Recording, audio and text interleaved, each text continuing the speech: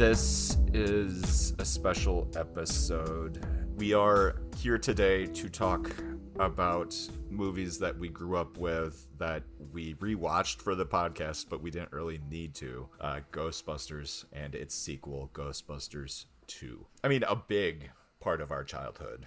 And movies that have been covered to death. I'm not sure that we're going to bring anything original to these movies. This is good stuff. But we're still talking about them. Partially so that we can get to the more interesting conversation about whether or not Afterlife is a good sequel. We'll be doing that next episode. I like talking about Ghostbusters 2 and getting people riled up about that movie. That's where my it's not a good fandom movie, comes from. but yeah, it's a great movie with some it's problems. Objectively bad. It's a great comedy, and that's why I don't understand why people are shit on it so much. It's got killer lines to it. A laugh every 10 seconds. So there's lots of sequels. Like, we just covered a movie an episode or two ago. I don't know how many episodes ago. 2010, the sequel to 2001. And it is a great movie in its own right. And the biggest conversation about it is that it can never live up to the original. And people try to do that with Ghostbusters 2. Like, it's good, but it can never be as great as the first one. And I'm just telling you, no. If Ghostbusters 2 came out in the place of the first Ghostbusters, this franchise would have never taken off. It would have been dead in the water. Well, that's basically what killed it for a third movie, which I would have loved to have had when I was a kid. Yeah, a third movie would have been awesome because as a kid, I did love Ghostbusters 2. It's just as the adults where there's just so many. I still love it, and I never come back to it seeing anybody's opinion as accurate about how it's not a good movie. Like, I come back to it and I go like, what are they talking about? I don't understand. Reading a little bit of the production notes about how much this movie changed over the course of it being made, I see that all over the movie. Like, it is just a hodgepodge of ideas that don't come together well, but we'll get to that. All the plot points, they all come together. I think people are angry about they didn't like all the plot points, but never to me does it feel like it doesn't come together. It's just if you don't like a painting as the main villain, then you don't like the movie. So all right, let's talk about Ghostbusters. Yes, Ghostbusters. Let's do it. Kind of a perfect movie. Thoughts? Yeah. I mean, these guys were my original superheroes. I loved the real Ghostbusters cartoon, and then that translated to the love of the movie and also the sequel. But I had all the toys. It's funny to think that, like, 30-year-old dudes that were all chubby in their own right, like all out of shape, balding, these were my guys. Like, these were my superheroes. It was pretty interesting that those are the guys I fell in love with. But I would play with those toys just constantly. And then that got supplanted by the Batman animated series figures that I started collecting in the 90s. And then comics came in. Then it was more about Spider-Man and X-Men and Batman to me. I even remember a vivid memory I have is my mom buying I think it was the Ghostbusters 2 cereal, sort of in like 89, but it came with a 45-inch record. And it was Egon, and you played it, and he was saying something about, it was some sort of like contest or whatever, but I think it was Egon from the cartoon, and how to like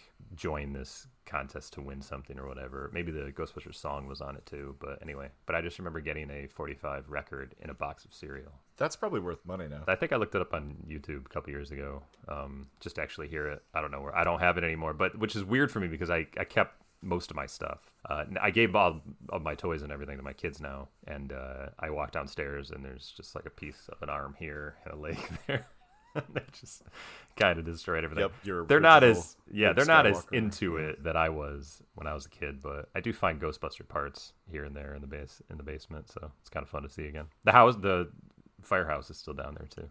That's cool. Yeah. Going back to my original point, one of the most perfect comedies ever made. Well, what is your definition of perfect? The way the film is actually made. Structurally, altogether, it's damn near perfect. But do you agree or disagree? Like, are there any flaws to this movie? I don't think so. I mean, I like the way they put it together. Like, we meet them. They're a little old to be in college. They're not. They're work there. They're not students. I know, but it always had that feel to it when I was a kid that they were kind of going to college and they were a little in between because they didn't act like professors. They didn't act like they knew what the hell was going on. They act very immature and like lost young men, which is, you know, a way to make a movie when you have Bill Murray as kind of an infantile like joke machine. Like that works in a movie. So because I mean it's like they were coming off of Stripes and Meatballs, ragtag juvenile delinquents, but a little older for their age. So that's like what Ghostbusters carried over, but then it also made them doctors, which I just thought was funny. It's insane to me that Bill Murray was 34 when he made this movie. Like, this was a group of, so that means he was 39 when he made Ghostbusters 2. Mm-hmm. They were our age, and that connects in a way that it hasn't connected before. I like that. I always was astounded at watching and realizing that some of my favorite people when I was younger were in their 30s or 40s. It was just very interesting to me because that just seems so ancient, and yet you were watching them do things that just felt like that's what young people did. Like, it was weird. Like, the Seinfeld cast was all older, but I would watch them, and it was just amazing to me that they were actually older. You know, I don't know. And then, like, Cheers was the opposite way, where you all imagined them to be old. Yeah. And then it turned out they were actually pretty young. That was the 80s. 80s and 90s. It was like you didn't have to... Like, when you made a movie, you didn't have to get a six-pack. You didn't have to get ripped to be in a movie. Now you have to, right? Like, yeah. You could just show up on set back in the day. Be a little overweight, be a little balding, not that attractive. And that's Bill Murray, and that's Dan Aykroyd, and that's who they were starting. I mean, look at, like, the music industry, for God's sakes. Like, Phil Collins, like, one of the last guys you would think would be, like, a superstar, was one of, like, the top-selling artists, you know, for a number of years. And, like, that guy, like, you would not say that's the image of an idol, a pop idol, but he was, and those were the guys from Ghostbusters, for sure. Yeah, Tom Petty was one of the ugliest men I've ever seen. At least he had the hair, though, you know, so it kind of felt rock star-ish, but yeah, I'm with you. So yeah, Bill Murray in this performance is legendary.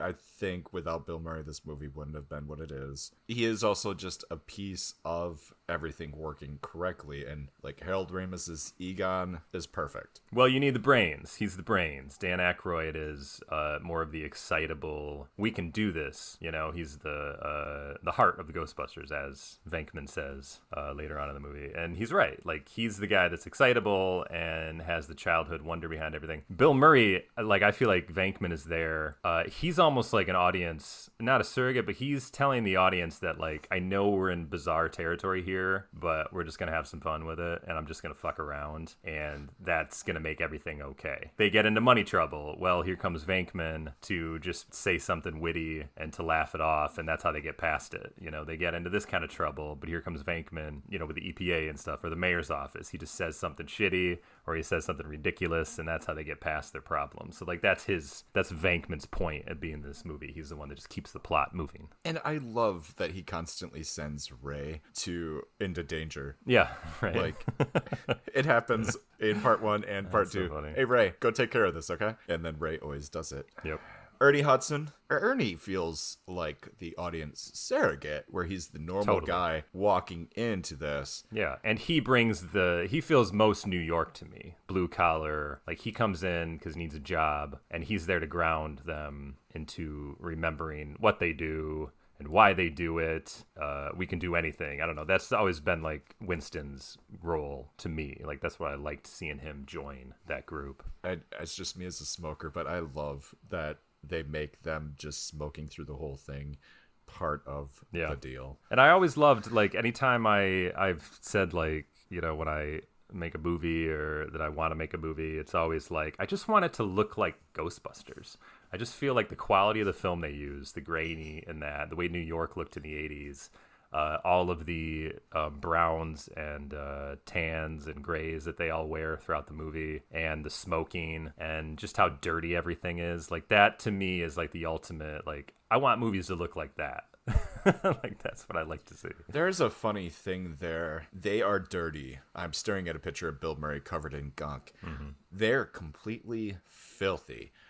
And they're tired and they're exhausted by the end of this movie because they've been so busy. And then if you loop back to their first ghost that Slimer, in the hotel. Do you remember how much they charged for Slimer? Like $4,000, something like that. $5,000. Yeah. $5,000. Right. And they are crazy busy. They're rich. No, see, here's what I always read into that. Like, reading about this movie for the podcast, there's so many wild not conspiracy theories, not even theories. It's just like people take what they want from this movie, and that like what Aykroyd and Ramis were trying to say, and how like it's a capitalist movie, and how like it's all about the government can't handle anything, so like the private sector has to come in and solve the problem. Like that's all fine. You can read into that all you want, but they mentioned like that the ghosts, if they're charging $5,000 for a service, it's only for the rich to use, and they're the ultimate capitalists and whatever.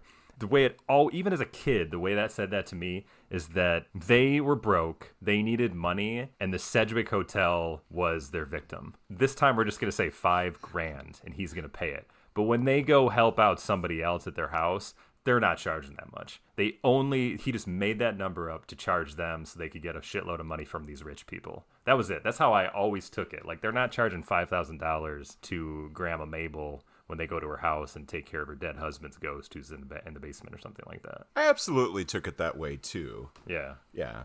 I just thought it was funny reading about like people are just like, how could they possibly afford to get this service, blah, blah, blah. And I was like, because Venkman's just making up the number with whatever he feels like they should pay. Did you read Ernie Hudson's essay on his experience with this movie? I just read that he was a little disappointed because he had a bigger role, you know, when he accepted it. But then in script rewrites, you know, he became more of what we see on screen. But that's all actors' complaints. He makes it very clear that he is really happy with how it turned out. Sure. It's a great movie. How could you not be happy with it? Yeah, no. Ernie Hudson was very happy. He halved his rate, or he cut his rate in half to make it more hireable. He was originally going to be ex-Air Force or ex-Navy, a demolitions expert. Yeah. And I'm just so happy that they did not do that. Well, it's just one of those things that doesn't matter, right? I mean, you cut that out of the movie. It doesn't matter where he came from. Like, he showing up and looking the way he does and acting the way he acts and then immediately getting the job. That's all you need to know about Winston, is that he's there to work. He brings an interesting foil to the three guys that are all in on this ghost business. Like, he doesn't even care to be a believer. He just tells Janine, like, what if there's a steady paycheck, I'll believe anything you say. Yeah, he's one of my favorites. Now, I would have liked to see the four of them bust Ghost a little more than just that quick montage. That would have been more exciting for me.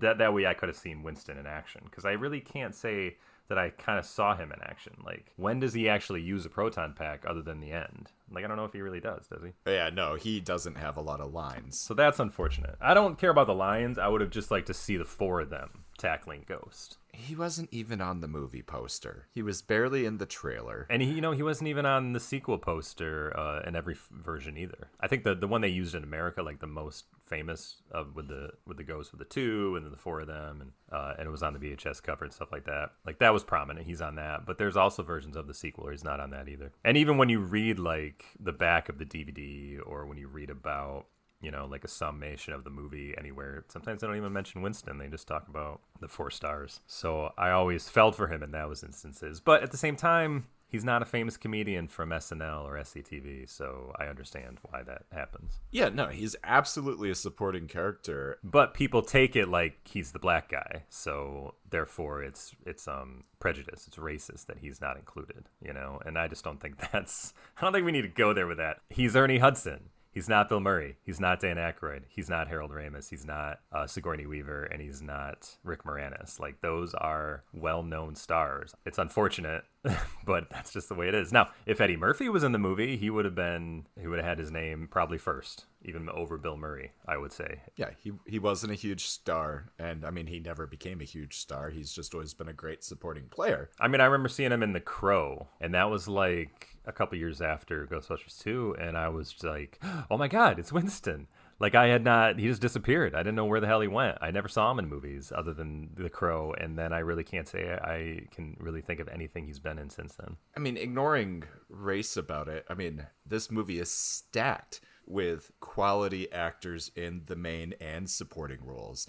Let's not forget, we have Annie Potts, who is, I love her. Mm-hmm. and this is my least favorite character of hers, but Yeah, she's great. It's so funny that she's so attractive and yet she's so frumpy in this movie, right? And then they like go overboard in the sequel and they make her like she started getting weird, you know. So then she's like a crazy weird chick in the sequel, but like never does it like show her like how beautiful she really is, you know. It's always like one in between. and that's why it's a fun play on it. This is the first time I saw it, so I had to Google it. I don't think I realized as a kid that we saw Sigourney Weaver's boob in this in this PG movie. Did we? Where? So when she's being, what's the word for being taken over by the dog? Yeah, when Zool All the takes arms come and hold her down in the chair. her. Yeah, one of them grabs her chest. Well, yes, one does, but she grabs her own shirt in the struggle and totally pulls down her shirt and her boob pops out. It pops out for literally a frame. I Googled that. it, and it's such a thing. And like the comments in the Googling was, yeah, people notice this about 5 times a year. That's so funny. I've never noticed that. Yep, this was the first time I ever noticed. Wow. Ever. Well, that's not pornography, right? That's just like, that's a literal struggle against a demon, and that's just what happens. So I would pass It was that for a PG movie. in But I would still pass 1984. it. Like, I'm, you know, whatever. Well, I know, because again, it took until I was 40 to notice it. But yeah, looking back, Sigourney Weaver is at her prime in the 80s. Like, she is super, super hot in this movie. Yeah, I love Sigourney Weaver, and yeah, she's super attractive. The funny thing is, though, is that my mom looks a lot like her when she was younger. Like, they kind of share a similar appearance. Yeah, and you'd love that. So that's why I've always been a little on the like respectful side of talking about Sigourney Weaver. I'm like, well, she looks a lot like my mom looked a lot like her when she was younger. So yes, she's a very attractive woman. But that's all I'm going to say.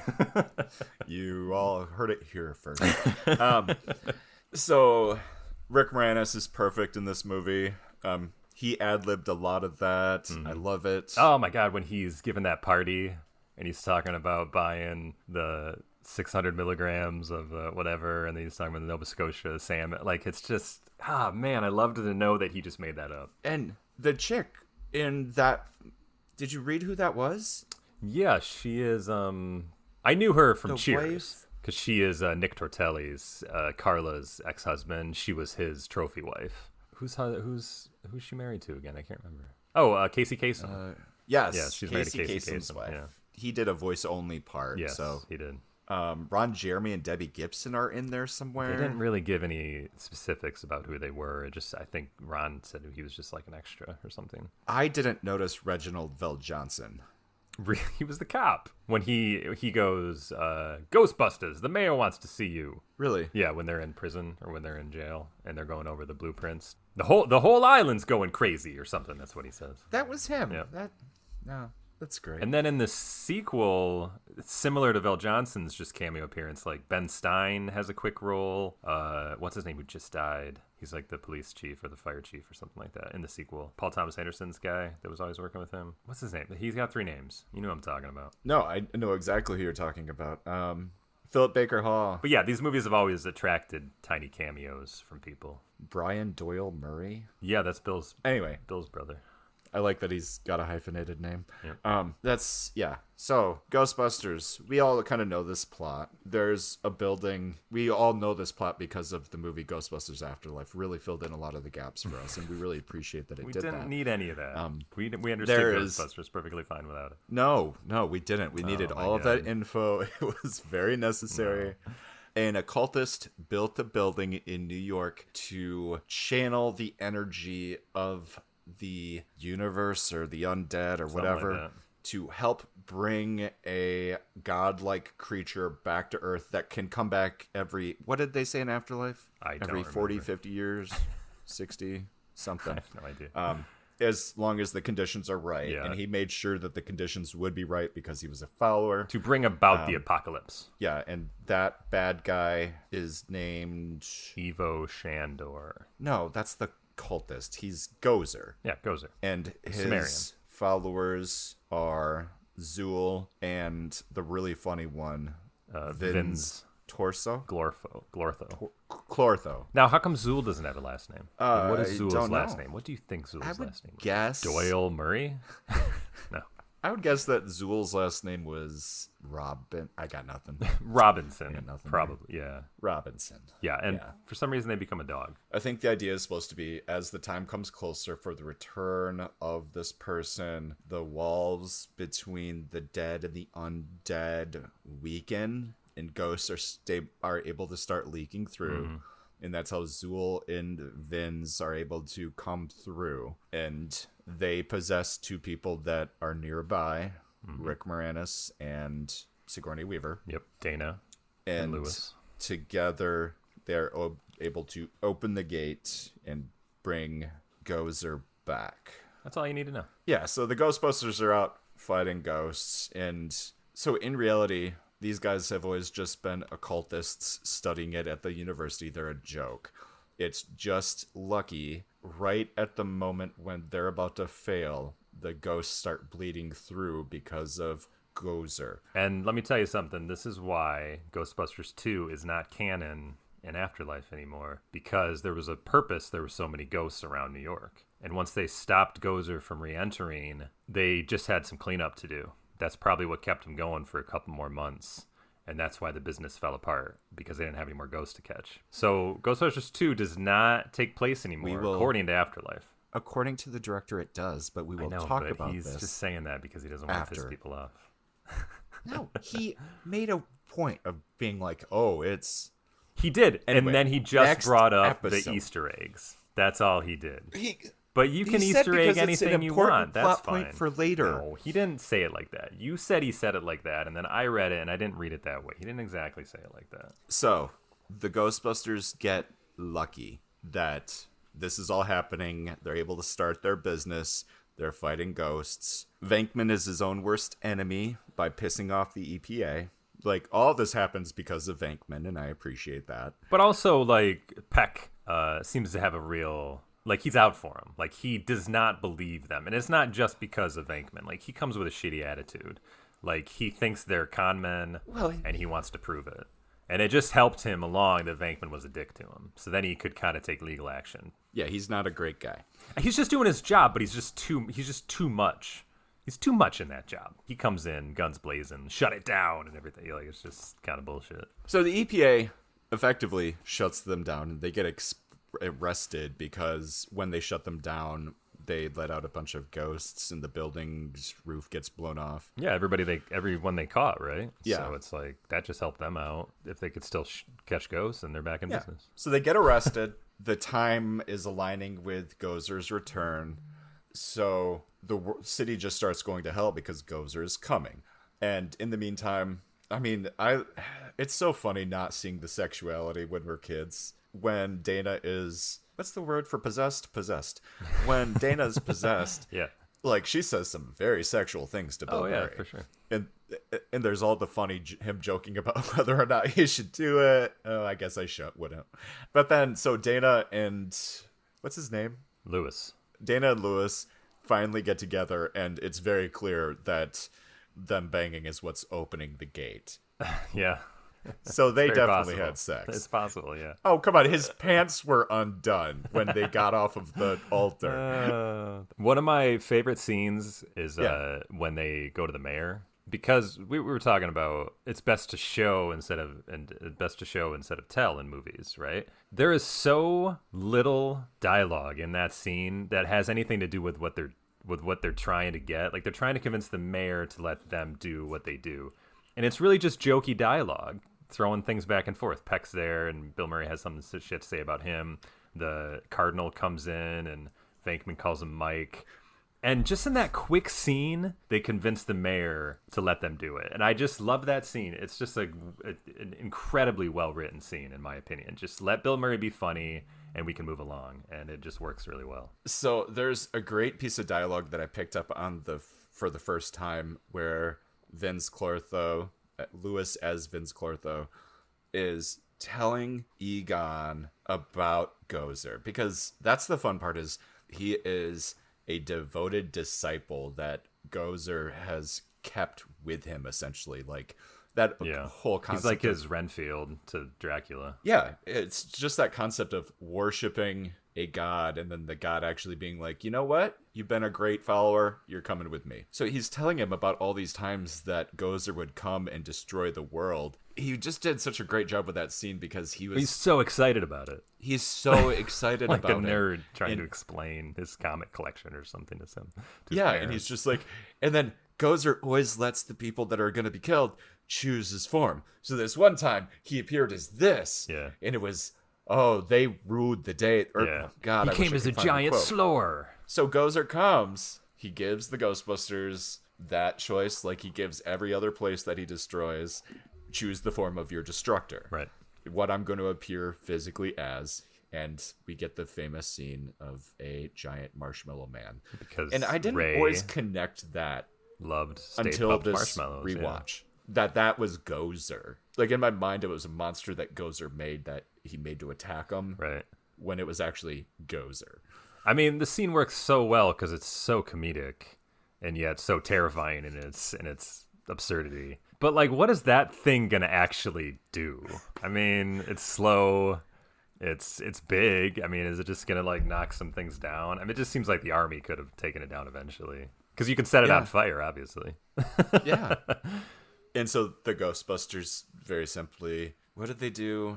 They crossed their streams. Yeah, to something blow it up. about if they put enough energy into the gate, they can close it. It's like a Sci-fi it doesn't mumbo it jumbo. doesn't make any sense. It doesn't have to make any And sense. it doesn't need to. Right. Yep.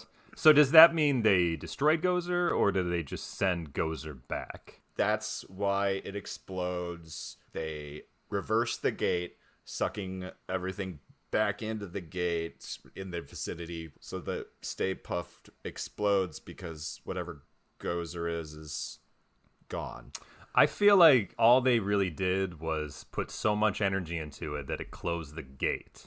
And that's it. But for the movie's sake, let's have it explode. But it really doesn't make any sense why it would explode. It's just a nice set piece, and that's how you get rid of the Stay Puft Monster. That's it. If you take it apart, you realize it makes no sense. But it's fine, because it's that kind of movie. It's a comedy. We're having a good time. Something's got to resolve this, and they close the gate. That's all that matters. See, that one's not as bad because it's believable. It's believable that they reversed whatever they said. It's believable that that's what happened. Totally. Why not? And it doesn't pull the audience out of it. And you already believe that the proton packs are so dangerous. So you're okay with them, like, this ultimate plan. We have to cross this. We have to put it all together. And then you're just like, oh, that could mean their death. You know, they could sacrifice themselves. Like, so you get that as a viewer. And it's nuclear, for God's sakes. When you throw the nuclear thing in there, it's like, ooh, that's dangerous. It was good. It was good. So yeah, big hit. Cost like 20-30 million to make. Brought in like 280, like, which in 84 is a huge amount of money. I think like, they it's said not like Jaws level, but it's like 600 million, something like that, you know, compared to today. yeah, Something like It'd that, 6 or 7. a lot. It's up there. After that movie, Bill Murray quits acting. Yeah, that was a surprise to me because I do remember going to see a movie of his in the 90s, The Man Who Knew Too Little. Do you remember that? Yeah. Yeah, I remember we saw that together. I love that movie. And I just remember feeling like, oh yeah, Bill Murray. Like, he doesn't really do much, does he? You know, but he had done Groundhog Day, of course, and Scrooge. So those were probably his two high-profile ones between Ghostbusters and when Rushmore came out, and he became this new kind of actor where like he was sought after as like he's gonna win an Oscar soon. Yeah. But it was between Rushmore was his relaunch. Exactly. So I do remember feeling like he was just one of those actors we loved, but he just wasn't doing much. That was what you would call his third act. So he quits acting in 84, basically after Ghostbusters. To make sure that he did Ghostbusters, the studio greenlit one of his passion projects, The Razor's Edge. Which I never saw. That was a big bomb. And then he doesn't really come back until Scrooged in 88. They were going to make Ghostbusters 2 a little sooner, but Scrooged was a scheduling conflict. You know what that really tells me about Murray is that I don't think he was really into it. Like, I don't think he thought this is what his life was supposed to be. I think he enjoyed working on Ghostbusters with everybody because they were friends. And it turned out he gave an A-plus performance. And I think that might have even been a surprise to him how much people liked it. Because he does kind of just feel like a slacker in the movie. Like, he's just kind of having fun. Like, he's not really putting much work into it, but it just worked so well that now they wanted to make him the star. But I really don't think he was like ever thinking that's what his life was going to be. And then he needed to like maybe come to terms with that when they were like wanted him to do Scrooge, and they're like, no, listen, you're going to be a lead actor. All right. You got to come to terms with that. And then he was like, oh, okay. So then he came back. Well, I think nobody talks about it because they love Bill Murray, but I think Bill Murray has always had an ego. Bill Murray has always been very clear about how he's going to take care of himself. Yeah. And also, like, I don't believe he's ever had an agent or a manager. He has famously a 1-800 number. No, like back then he had an agent. I don't know if he does now. Gotcha. But people can just leave messages and then he can just decide if he wants to call you back or not. And that was even for the original Ghostbusters because they said Reitman brought him to set the first day. They didn't even know if he had read the script. They didn't have anything signed. And he famously just didn't want to sign things. I'm seeing that he demanded $10 million for Ghostbusters 2 initially. Well, why not? And after that, yeah, it does feel like he disappears in the 90s, but we have What About Bob in 91, Groundhog Day in 93, Mad Dog and Glory, which I've never seen. That's an interesting movie because he plays against type. Him and De Niro play against type. Like, De Niro plays the straight man and Bill Murray plays the gangster. Really? But I don't think anybody really cared about it. In 94, we had Ed Wood. I love Ed Wood, but he's a great supporting character in that. In 96, we have Kingpin, Larger Life, and Space Jam. In 97, we have The Man Who Knew Too Little. And then in 98, we have Rushmore. There's no gap. We always think there's a gap, and there's none. Like, in 2000, he's Charlie's Angels. There's no gap, but you know what Rushmore also did is that Rushmore made him a romantic lead as well. And I think that was a big point in him coming back as a lead actor because nobody did that with him since I think Groundhog Day. Really, it was like they were just using him as funny man Bill Murray since Groundhog Day. So he had a good 5 or 6 years there where he was just a nice supporting character. But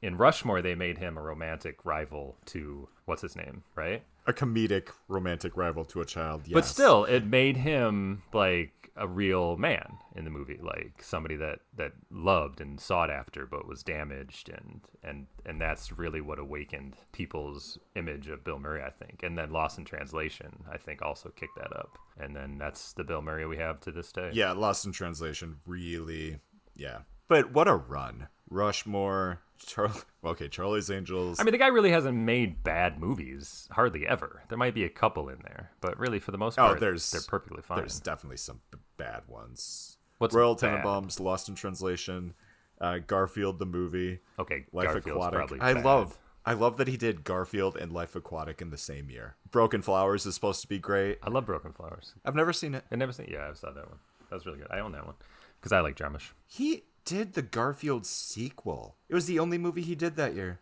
Darjeeling Limited. Interesting. Bill Murray's in Ant-Man and the Wasp: Quantumania? Yes, I heard he was going to be in that new one. Weird. Anyway, yeah, Bill Murray's great. So he quits acting. He comes back. They sit down and because this has the same kind of rights deal as Indiana Jones. Indiana Jones, we have Spielberg, Lucas, and Ford all have to sign off for it to be a go. And with this, it's Reitman, Ramis, Aykroyd, and Murray. Yeah. All 4 of them have to sign off. But not Hudson. But not Hudson. He's always getting kicked out, isn't he? So they all sat down, they agreed to do it, mostly because they had so much fun making the first one. Murray and Ramis work on a script. See, I wasn't reading this at all. Like the way I read it is that they were still very surprised that they had to make a sequel. That's how I was reading it. And I'm just like, what are you talking about? And it was a different age than it is today where everything's sequelized. It's fine. It's franchise. Everybody expects it. But even in the 80s, and especially 89, I think they said 89 more sequels came out that year than any year previous, right? Yeah. So it shouldn't have been too much of a shock, but say they're working on this in like 87, 88 or whatever. But it made a shitload of money, and Columbia Pictures is like, we want a sequel. Come on. But none of them wanted to do it. Murray absolutely didn't want to do it. He thought it was lightning in a bottle the first time, didn't understand why he had to do another one. So immediately, Ghostbusters 2 starts with them. Nobody wanting to get involved, but they're like pushed into it. So that's how the beginning starts, and that's why I just feel like there's a lot of negativity toward the sequel because everybody knew the behind the scenes where like none of them wanted to do it. I think it comes from the bad movie, but Let's talk about Ghostbusters 2. Why do you think it's bad? I guess like what bothers you about it? there's a lot of logical weirdness. they do a lot of the thing where we don't really have to explain that. The audience is going to just love it. They're going to eat it up. You know what? The audience did kind of love it and eat it up. And 10-year-old me loved it and ate it up. Because don't you love the characters? Like, I was happy to see them again. Like, I loved Ray, and I loved Winston, and I loved Egon, and I loved Bill. I was even happy to see Dana, and Lewis is in there, like, and Janine. And they changed a little bit of things to make it more like the cartoon, which was a big hit. So, like, Janine has her crazy look going on, and that's fitting with Janine in the cartoon. Slimer's back, a little more friendly this time. That has something to do with the cartoon as well. They made it a little more family-friendly. But at the same time, even doing the family-friendly thing, they just kept it about these middle-aged dudes who are not your average superheroes, but they're going out there and they're trying to solve ghost problems for a friend of theirs. So I was all about it immediately. It made sense to me. And I love the fact that after the events of Ghostbusters, everything went to shit. They had no more ghosts to catch, number one. But they got sued by everybody. Because that's the real world. That's what happens. Even though they saved the world, nobody cares. The government sued them anyways because they blew the top off the skyscraper. Basically put them out of business, and there's like a restraining order against them using any of the equipment. So they're just doing kids' parties, which is hilarious to me. In his time off from Aykroyd's Occult. Yeah, Ray's Occult. So he started a book store that is focused on the occult because that's really what Dan Aykroyd loves. He loves ghosts and all that crazy shit.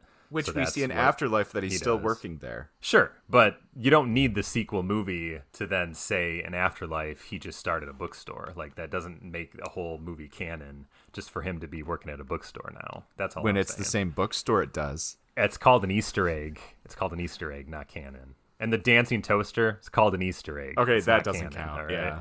A It's toaster's dumb. a fucking You know what I toaster. mean? Who cares that it's Ray's Occult? Like, he started Ray's Occult. You don't need another movie to say he did that. He could have done that in between movies no matter what. Anyway. Too bad he didn't. I love that. I love that Egon goes back to work as a scientist because that's what he does. He's working on the relation between your environment and negative feelings and how that impacts each other. So that's immediately makes sense to the plot of the movie.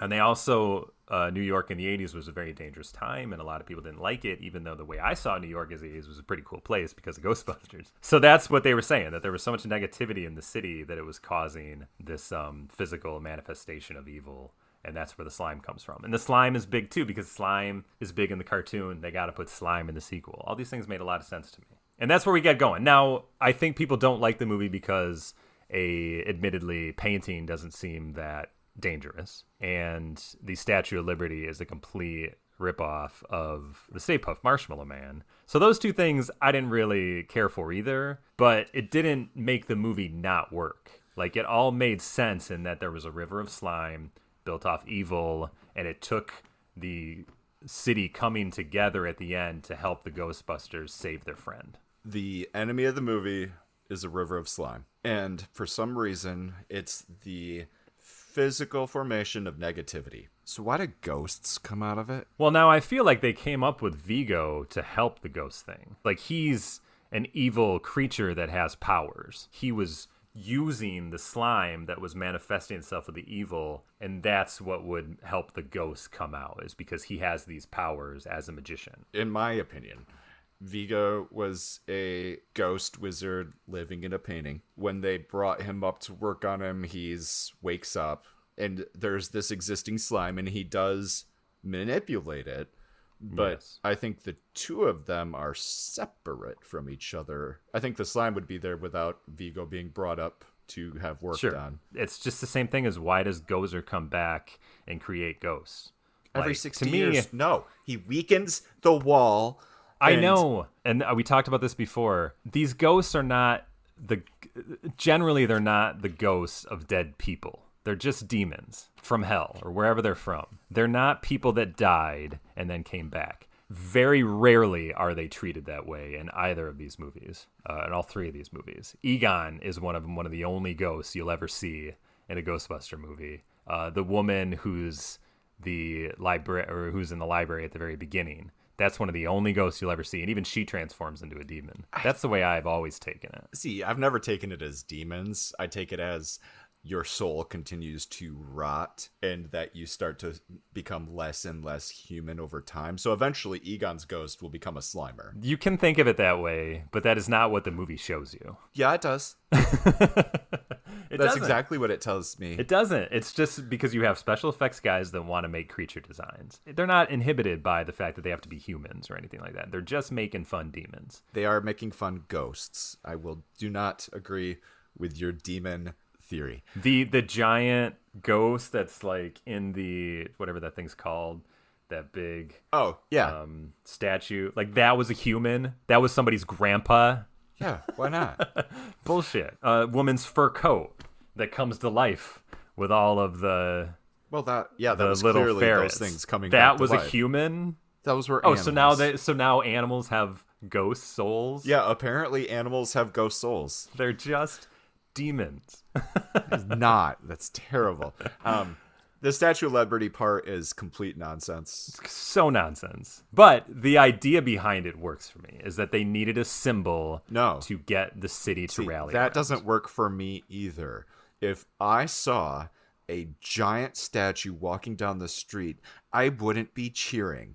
I would be running for my goddamn life. Somehow they cordoned off the streets and they treated it like a parade. The whole premise is that brings out such positivity in the people of New York that it is able to overcome the negativity of the slime, which for some reason is powering Vigo, which is completely separate from him. He takes advantage of the slime. He uses it, it is using him. Like they become a symbiotic relationship. No, that's Yes. Where are you bringing that from? That's what I see on screen.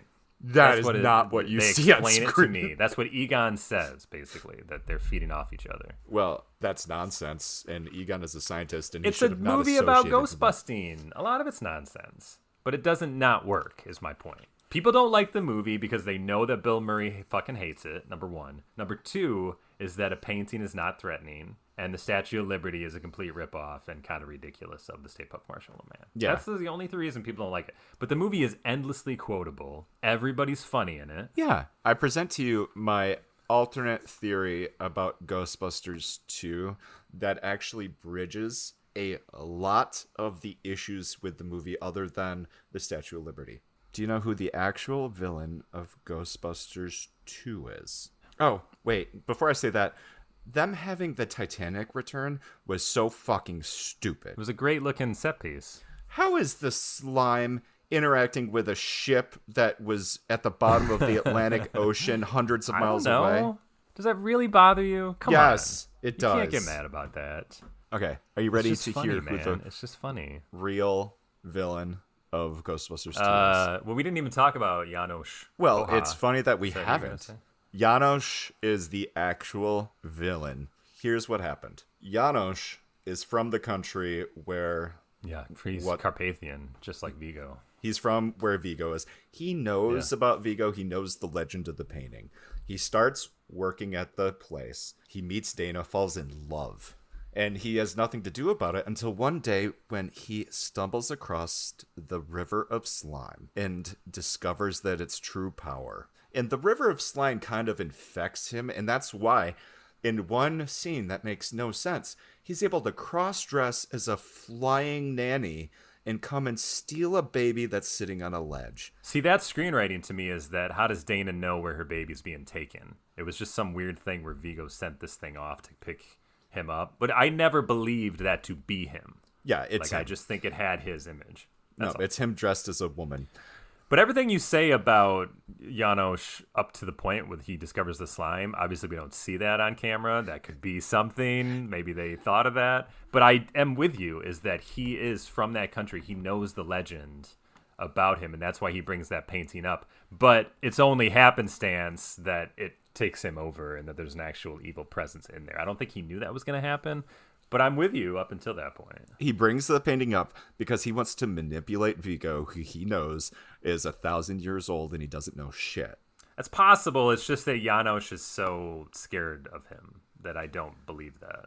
I think he's excited. Now, you could say that could just be a ploy of his to subvert Vigo, but I just don't see that on camera. So he makes the deal with Vigo. You can get the baby, and by you getting the baby, I will get the woman. Once you're in that little baby, he offs the baby and Vigo's dead.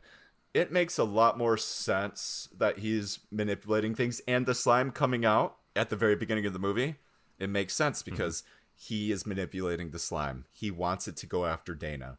Yeah. Anyway, that's my theory about Ghostbusters 2. Thank you, everyone. That's all. Yeah, I mean, these movies have been talked about over and over and over. Yeah. So it's fine for us not to go beat by beat. I love the sequel, man. Sometimes I feel like watching that one more than the original just because I like that they're already in business. We can already jump to the comedy and the lines. And that's what I like about watching the sequel is that the lines, man, I mean, what they say is just, it never fails to make me laugh. So that's kind of what always has popped out to me more than any story problems. I really like the court scene. It's one of my favorites. And it talks about both of these movies, how effectively they use music. What were an example before the 80s of movies using popular music like that? I mean, I know there's some. Maybe it's just modern music that I'm thinking about. I also do love the soundtrack to Ghostbusters 2. I think I had it on cassette. But like Bobby Brown's song, well, I guess we're gonna have to take control. I love that song. I was never a super fan of Ray Parker Jr.'s Ghostbusters song. Like, it just seemed a little too corny for my taste. And it does not fit the movie, but somehow they make it work. You just go along with it. Yeah. Because the soundtrack in the first one, I mean, they got like this jazzy, hip-hoppy thing going on sometimes, almost like a crooner type of feel to it sometimes with the piano. And then they throw in this Ray Parker Jr. pop song. I guess they originally asked Huey Lewis to do a song because they had used his song, I Want a New Drug, as kind of a placeholder, but he was busy doing Back to the Future. Then Ray Parker Jr. makes a song, Ghostbusters, which sounds like I Want a New Drug in the beat. If you listen to Huey Lewis in the News as I Want a New Drug, you'll hear Ghostbusters in there. Really? And then Huey Lewis sued him later, saying, you stole my song! But the funny part is then then they came to a resolution with the court case. Huey Lewis got paid some sort of amount, but there was also like a ruling that you can't talk about it anymore or how much you got paid or whatever. And then Huey Lewis did an interview years, like 10 or 20 years later, talking about it. And then Ray Parker Jr. sued him because he wasn't supposed to talk about it. And then I think he won in a settlement. That's funny. There's a mythical longer cut of this movie that changes the story a lot. Who knows if it actually exists? I don't know if this has ever been released either, so who knows if it exists. Eugene Levy was originally in this movie helping them escape the nut. Yeah, I've seen those deleted scenes. The Eugene Levy? Yeah, it's on YouTube. You can find it. Like Lewis is just like, come on, you got to help me out. Like he's in a break room of the insane asylum talking to Eugene Levy, and I think because I think like, it's his cousin or something. Yeah, and he's just like, I can't do this for you, blah blah blah blah. And they're both just nerds going back and forth. That was really it. But it would have been cool to see him in the movie. One of those cameos, another famous cameo. I love when they go to the insane asylum. I love that Pete Venkman has that psychic show, and then the guy at the museum is like, oh, I love it, World of the Psychic. Yeah, it was one of my two favorite shows. What's the other one? Bassmasters. I think that's my comedy, man. I just fucking love that comedy throughout the movie. And it is like, I'm telling you, every 10 to 15 seconds, there's just another great line. And that, more than anything, has always stood out to me about this movie, where I'm just like, if you say you hate Ghostbusters 2, you are denying yourself the comedy from all these great actors throughout the whole fucking thing. Even if the movie doesn't work for you, it's super funny. And, I mean, yeah, these guys were amazing. These guys were iconic creators of awesomeness in the 80s. Right. And if you deny yourself Ghostbusters 2, what else is there then with these guys? You get Groundhog Day with Ramis and Murray, although Murray is the only one in it. And that's it. Like, none of these other guys, there's no other movie with these guys together. If you give up on Ghostbusters 2, like, don't let it go is what I tell people. You got nothing else with these guys. Like, that was their heyday. Yeah, together. We would have never had all this awesomeness on the screen at the same time. But separately, they were still awesome. Like, these... Yeah, but what did Aykroyd really do after that? Like, there wasn't really much. It feels like we haven't had a group in a specific decade that have pioneered comedy as much. I mean, nowadays we've got Apatow, but, like, Reitman on his own worked with these guys. I mean, Reitman is responsible for Meatballs, Stripes, Ghostbusters, Twins, Ghostbusters 2, Kindergarten Cop, Dave, Jr., and then it kind of drifts off, but that's fine. I gotta give Evolution another watch, because I remember trying it out, being really excited for the Ghostbusters director, but I could just not get into it. His last movie, I'm a huge fan of, and I've watched it a billion times, Draft Day. I know, you're a big fan of that, aren't you? I know, and I don't know why. Like, it's just damn good. You know who Reitman is? He reminds me of Sam Raimi. Like, they feel like they have a similar kind of filmography where they can do their bizarre supernatural movies, but then they can also do a baseball movie. Because didn't Raimi do For Love of the Game? Wasn't that his movie? Yeah, but that one's, I think that has a more checkered past for him. I don't know if he had as much control. Gotcha. Still, these are just great directors that once, like, the cool directors came out in the 90s, all these guys seemed like they couldn't measure up anymore. And I just think that's really unfair, you know, like Reitman and Landis. But somehow, like, Scorsese and Spielberg still stood out as the masters. What happened to John McTiernan? Is he hasn't made a movie in a long time, and I think he's out of the joint. I don't know. But Aykroyd, he does 1941, Blues Brothers, Dr. Detroit. I don't recognize that. Trading Places, Twilight Zone the movie, Ghostbusters, makes a little appearance in Indiana Jones, Spies Like Us, Dragnet, The Great Outdoors, Caddyshack 2. He's Driving Miss Daisy, Ghostbusters 2. Yeah, his 80s are solid. He's got My Girl in 90s, Sneakers, which is amazing. But My Girl didn't play to his strengths at all. You know? I know. He was just a dad role. My Girl 2, Canadian Bacon, Tommy Boy. Tommy Boy. That's true. That's got to be his last great movie. Grosse Point Blank he's great in. Okay, maybe that one. Blues Brothers, 2000. That's definitely his worst movie. I'm definitely a fan. We know this. Go watch that episode. Between 98 and 2003, there's a bunch of stuff, but it's all nothing that I heard of. So before Afterlife, the last appearance of Ray Stantz, do you know where that's from? No. Casper, the Bill Pullman, Christina Ricci movie. Which I loved. Christina Ricci, I loved There's her. a little cameo where after they realize there's Caspers in their house, they cut to like a day or so later, and here comes Ray Stantz running out in the Ghostbusters uniform, running out of the house being like, "Don't call me again, I can't help you," and then he drives away, which is totally out of character because he would have never say that. You know, he would have caught Casper no problem. Yeah, it's on his filmography too. That's so funny. Let's switch over to Ramis, because I don't think Ramis gets love, but I don't feel like he gets enough love from the general public. Well, nobody knew the quality he did unless they saw him on screen. So, you know, after the 80s, you didn't really know. But he was always behind the scenes at the same time, which was the awesome part. He was always a writer. He was always making movies. Just the movies he directed. Caddyshack. First movie. Crazy. National Lampoon's Vacation. Crazy classic. Have never heard of Club Paradise. American comedy film director starring Robin Williams, Twiggy, Peter O'Toole, and Jimmy Cliff. Then he does fucking Groundhog Day. By the way, he takes 7 years off. Well, he was busy being Egon and writing Ghostbusters. It's true. Yeah. Stewart Saves His Family. Now that is definitely doing something for a friend. Yeah, that's definitely doing something for a friend. Then he makes Multiplicity. And then he does Analyze This. And just that was definitely his reemergence onto the scene as being, it's Harold Ramis. You know, when people started to kind of know him as a director was because of Analyze This. Bedazzled. That's a great movie. Brendan Fraser is great in it. And then you kind of forget Elizabeth Hurley exists. You see her in this movie and you're like, why wasn't she a bigger star? She had Austin Powers and Bedazzled, and that was probably about it. And then he makes Analyze That. And then he makes The Ice Harvest, which I've never seen. I've never seen either, but I heard it's pretty good. Neo-noir black comedy starring John Cusack, Billy Bob Thornton, and Connie Nielsen with Randy Quaid. Randy Quaid was in a lot of great movies before he went crazy. And then his last movie was Year One, which I've never watched, which makes me want to watch it now that I know he directed it. I think it was garbage. I'm sure it was. It's still Jack Black and Michael Cera. I'm sure there's plenty of fun times to be had, you know, amidst all the bullshit. Then he died 5 years later. But yeah, so he wrote Animal's House, he wrote Meatballs, he wrote Stripes, he wrote Ghostbusters, he wrote Back to School, he wrote Armed and Dangerous, Caddyshack 2, Ghostbusters 2. Just ridiculous.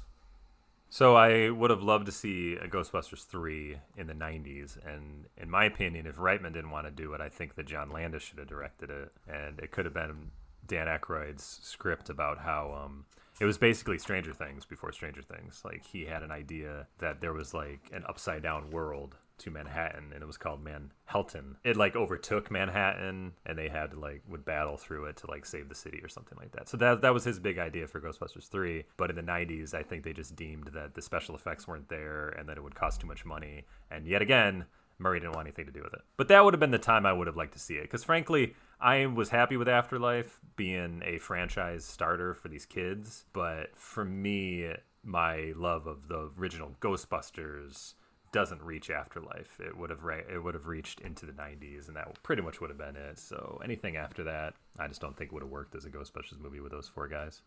See, the funniest part for me is like all of them, well, at least Aykroyd and Ramis, were so fat in the 90s. Yeah. And it wouldn't have mattered, right?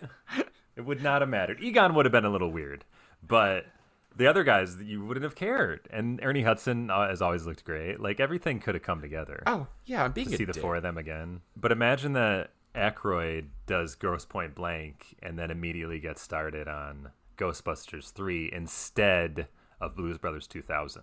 And they get John Landis, if Reitman didn't want to do it, to direct it. And Murray comes back because he wants to work with Landis. I don't think he'd ever done it before. And then Ernie Hudson's always game. Of course, what else is he doing? And Sigourney Weaver, I mean, I think around that time she was doing the Alien Resurrection movie, but I don't think she was doing much aside from that. And Rick Moranis in the late 90s would have still been an active actor. So, holy shit, did they really fuck up and not make a third movie in the late 90s? I think that would have been a perfect time. 10 years later is what it would have said. It feels like Ernie Hudson, and I haven't seen a lot of these movies, but it feels like he got relegated to bit part pretty quick. 1, 2, 3, 4, 5, 6. Has 6 movies between Ghostbusters, and I don't recognize any of them necessarily. And then we have 3 years without a role, and then he's got a role in The Hand That Rocks the Cradle. There's 2 movies in between Hand That Rocks the Cradle and The Crow. And we know The Crow is not a starring role for him either. No, but he was great in it. And man, does that movie look awesome. That's another one of my favorite looking movies. They've finished production on the reboot. We'll see how that goes. Oh, really? Who's starring in the reboot? Do you know? Oh, no, I do know this because I made a joke about him. One of Stellan Skarsgård's kids. Skarsgård's kids. Oh, those and guys. On Twitter, I put, like, how many fucking kids does Stellan Skarsgård have? Because I guess he just has 2, right? I have never heard of a Ben Skarsgård. No, I don't know. He has There's the 8. one that was the one that was the clown in it. Yeah. And then there's the one that's the attractive True Blood guy, right? And he's been Tarzan, and he's the one that shows up with the six-pack of abs or whatever. Yeah. But he Alexander. has 8 kids. Oh, shit. Yeah. They're like the new Hemsworths. It's that idea. Where one is really popular, and then the other ones are kind of diminishing returns. Yeah. So we have. Although I would say that Alexander Skarsgård seems to get a lot of work, and also his brother, who's in it, he seems to work. Isn't it Bill Skarsgård? Is it Bill? Yeah, it is Bill. But he's also caked in makeup a lot too. So. And this one's Ben Skarsgård is going to be him, and then he's in something else. No shit. Interesting. I had no idea. Anyway, I don't know. You know, they've made so many of those movies. It's like, who cares about a reboot? Just make another sequel and maybe it'll be good. I don't know. I reboot it. I don't get it. This is something funny for me. 1, 2, 3. I'm counting the movies that Ernie Hudson's been in since Ghostbusters 2. 1, 2, 3, 4, 5, 6, 7, 8, 9, 10, 11, 12, 13, 14, 15, 16, 17, 18, 19, 20, 21, 22, 23, 24, 25. Okay, I'm just going to stop there. 25 movies until the year 2000, all right? Now I'm going to count how many times he plays a cop in those 25. Does Major count? That could be a cop. No, that's generally with the military. Okay, cop or military officer. 1, 2, Senator doesn't count. Detective 3, Reverend doesn't count. CIA agent 4, DEA agent 5, Captain 6, Sergeant O'Malley 7, Officer Sam 8, Sergeant 9, a vet, that just counts, 10. So 10 out of his 25 he's typecast as a cop or a military guy. And 3 other times he's played president or senator or reverend. It just feels like he hasn't gotten... Oh, let's just do after 2. Detective, FBI agent, principal, FBI assistant, museum guard, Sergeant Bill, Captain Morgan, Detective Carter, Deacon Harold, FBI special agent, sheriff, Catholic priest. Wow, he does a lot of religious roles.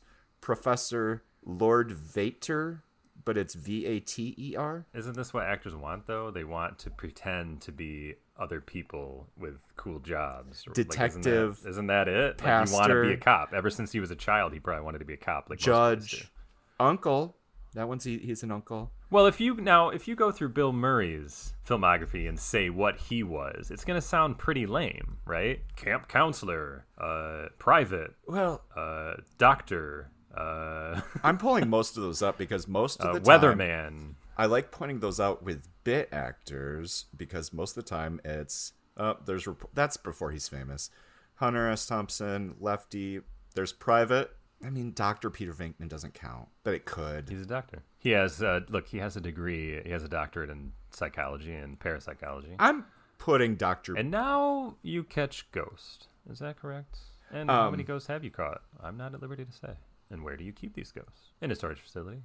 I probably could talk the whole Ghostbusters movie from memory. I've seen it so many times. So Bill Murray has, if you don't include them including Dr. Peter Venkman, he has Private in Stripes, the writer in the movie The Lost City, and then the businessman in the Darjeeling Limited, Agent 13 in Get Smart.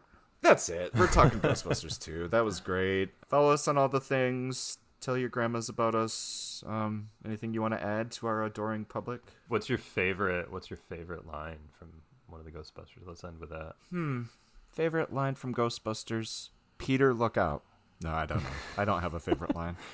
My favorite line, the one that I always think about, is in Ghostbusters 2 when they're in Dana's kids' room and Egon says, "It's very cheerful. My parents didn't believe in toys," which is funny. And then they come back to him and Aykroyd's like, "You don't even have a slinky?" And he says, "We had part of a slinky, but I straightened it." Yeah, that was funny. I always remember that line, actually, because I've tried to figure out how you would do that. There's a great thing in Ghostbusters 2 where Dana says, "I'm going to put the baby down."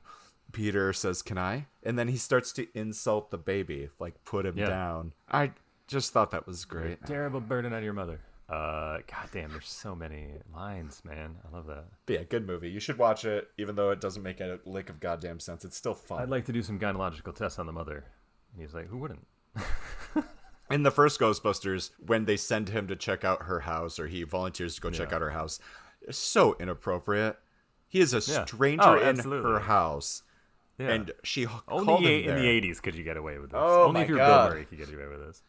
I'm going to take Dana back to her apartment and check her out. I'm going to check out Miss Barrett's apartment. She's like, okay. And Lewis, when they have him strapped to the same thing later on, like because they, it's quality filmmaking here. They show Dana's brain scan or whatever, her head scan on the monitor when she's first there, and it just looks like Dana. But then when they have Lewis hooked up to it later on in the movie, he's the dog. Yes. Like his brain scan is the dog. Like it's just brilliant. But they just go by it. It's just something for the audience to see. And that's why Egon's just like, oh, something weird going on here, It's so clever. Yeah. The Jackie Wilson music in the sequel, I love that.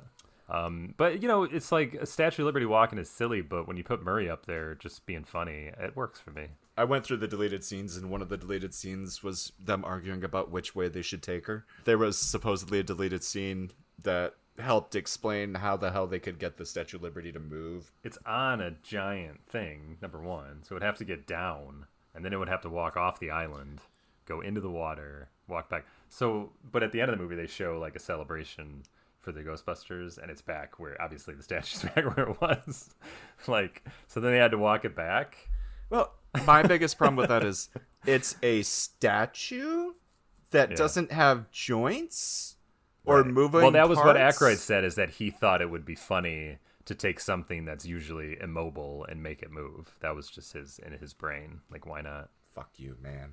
I know, it's out of control. It's stupid and out of control, but it was still funny. And they got their payday. Aykroyd and Murray are always funny, so I'm just like, whatever. Yeah, because even though the movie didn't do original numbers, it still pulled in like 240. Yeah, it was great. It did well enough, but it's like when you have such an amazing hit and then you don't equal the amazing hit, everybody's like, it was a failure. Yeah, that was very Trump. It's failure.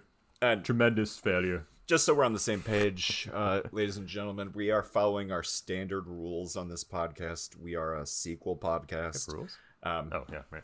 And so we will not be covering the 2016 Ghostbusters film.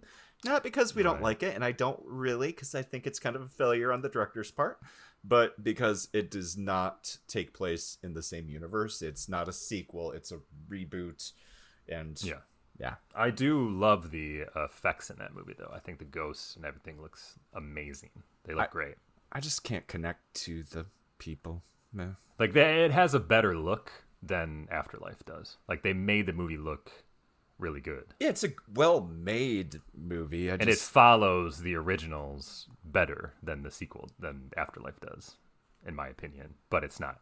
It wasn't. It's funny. Engaging to me. Like, people talk about the expectations on that movie, and if they had done a more traditional reboot where they had the characters follow in the established archetypes of the original characters. Yeah. If I used that word correctly, I don't know if I did, but like if they had done an Egon and done a Ray and done a Peter. They made it look like they were doing that, but everybody was Bill Murray, right? That's what I'm saying. They looked like they were trying to do that. Like, here, we're setting up the pieces with all the girls are going to be these different characters, but then they were all given carte blanche to improvise to all the hell, so they all turned into Bill Murray, into Venkman. No, what's her name was totally Ernie Hudson. Yeah, but her comedy is not Hudson. Hudson wasn't the joke master. Yeah. Hudson was the down-to-earth, blue-collar guy that came in that wasn't going to put up with their bullshit, was just going to do the job.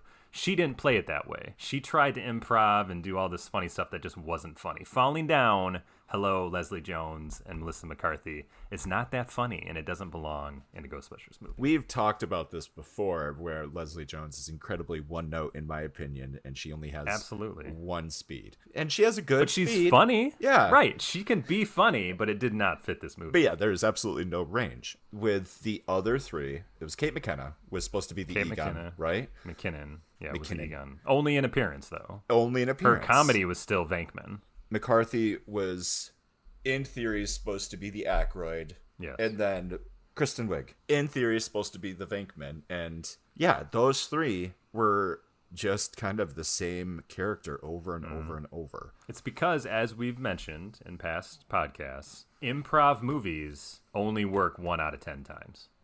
And Ghostbusters improv movie, if a lot of it was improv, that's lightning in a bottle. That was the 1 out of 10 times that it worked. Yeah.